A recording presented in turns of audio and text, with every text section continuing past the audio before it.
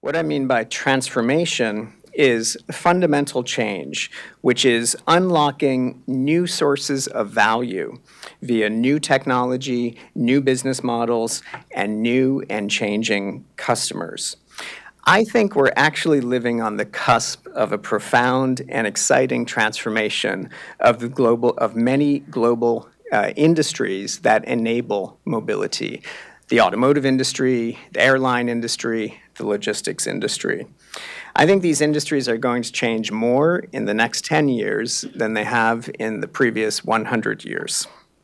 The transformation of automotive mobility is driven by forces external to the automotive industry, emergent non-automotive technologies, demographics, shifting customer needs and preferences. These are what are shaping and changing the system, which in turn is going to change the service delivered by the system. There's three very well understood vectors that are driving change within mobility. The first is urbanization, the second is aging, and the third is rapidly growing economies and sort of the shift that we see in the structure of the global economy.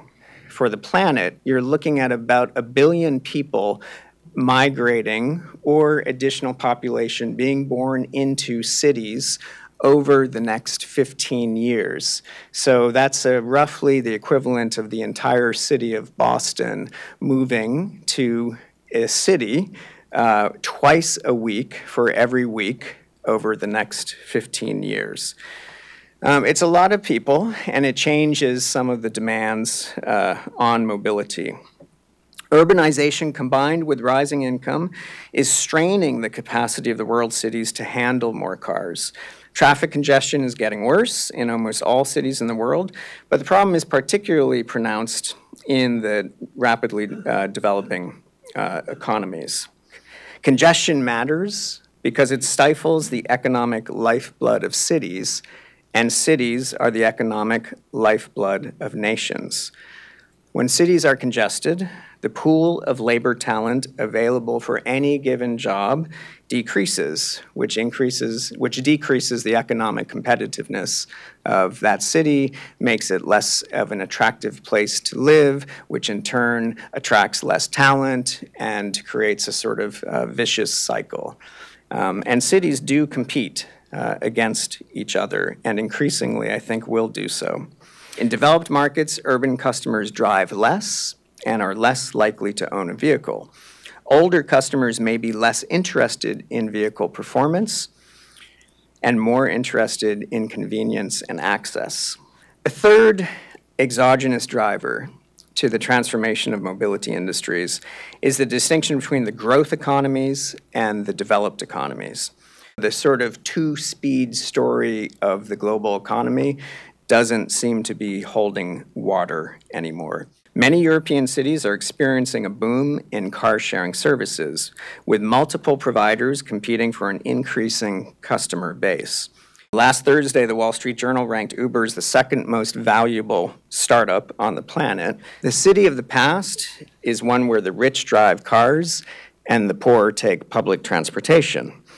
The city of the future is one where consumers choose from an array of different options to meet their mobility needs of the moment.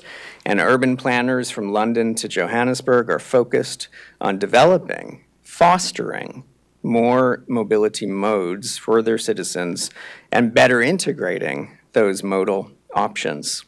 My sense is that we'll see a shift from an automotive industry to an automotive ecosystem. The clearly defined boundaries between the automotive industry, suppliers, vehicle manufacturers, dealers, everyone else on the one hand, and everyone else outside of the system on the other hand, energy companies, infrastructure providers, governments at all levels, I think the boundary is becoming increasingly blurred. We'll see increasing partnerships within the industry and with non-automotive companies. So it's no coincidence that companies like Qualcomm, Huawei, Panasonic, IBM are increasingly interested in the automotive sector and investing in building automotive business units designed to sell solutions not to sell parts. The car of the future will be integrated with other critical systems. One example is using batteries in electric vehicles to power your home during peak electricity demand, thereby smoothing peaks on the grid. Another example is using cars as nodes in a mobile urban wireless mesh network to deliver Wi-Fi to smartphones and to free up precious spectrum for other applications. What's fascinating to me is this web of different stakeholders involved, and the level of complexity now seems to be an order of magnitude greater than similar transportation challenges that were addressed 10 years ago. How can you bring onto your personal device real-time information about air travel, taxis, ride-sharing, public transport, with CO2 transparency, with payments integrated? What does it take to actually encourage, that sort of ecosystem? Because we see many examples of part of that solution, but we don't actually see the full integrated solution yet. We've looked at the issue of travel visas.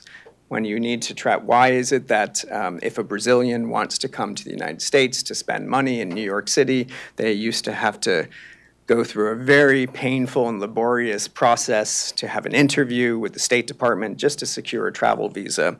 Why can't we do this on a global basis? Why can't we have a global passport? Why can't we have a trusted traveler program for the world? Would it actually make international border crossings not only easier, less hassle, but also more secure? Clearly, electric vehicles are disrupting the gasoline, diesel component of this system. But, will the electricity grid be able to keep pace? If 5 Teslas were to plug in at the same time in a typical mid-sized European city, it would more likely than not bring down the grid. So this is a system interface that perhaps requires a little bit of foresight. The demands that we have to build new infrastructure and maintain existing infrastructure. You bring then the sort of investors of the world into a room, and their perspective is there's oceans of money in the world, oceans of money looking for a return. When you think about infrastructure, actually, some would argue there's more political risk with the democratic process. They started debating on the 3rd runway at Heathrow in 2006. In that 8 years, China has built almost 100 airports while they're debating the 3rd runway. Apparently, this bridge has been under construction for a long time. When the bridge is finished, it's going to be exactly the same as the first bridge that was built in 1915. So here we are 100 years later, inaugurating a shiny new bridge that's essentially the same. The comment that the CEO of Volvo made, he said, our trucks now are so much smarter than they were, 10 years ago, but the roads that they drive on are just as dumb as ever. And so, there is this challenge of rethinking the system. How can we create policy incentives to encourage some of the great things that all of you are trying to do?